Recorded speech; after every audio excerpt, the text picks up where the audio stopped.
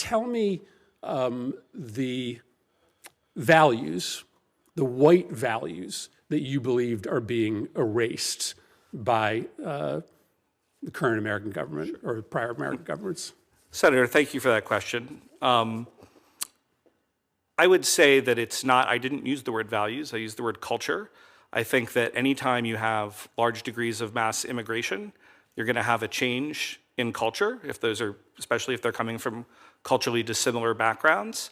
And no matter what group it is, if it were in China, it would be the same thing. If it were in New Guinea, it would be the same thing. Yeah, but tell me about what that means. I mean, culture is values, right? It's expressions of identity. Tell me what is being erased. I mean, give me some examples of what you believe are being erased about white identity. What is white identity to you?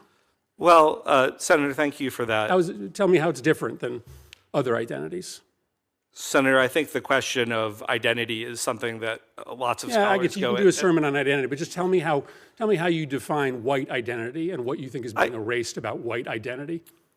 Senator, it would have, thank you again for the question, and genuinely thank you for finally letting me have a chance to explain some of my comments a little bit. But I would say that, they could be things like going to a certain type of Christian church and that sort of culture, which is very different. I mean, you can all be Christians, right, in a certain environment, but African-American Christians might worship differently than Chinese Christians that might worship differently than white Christians. Of course, sometimes you have multi-ethnic churches, but things like that, certain types of Anglo-derived culture that comes from our history. Like what?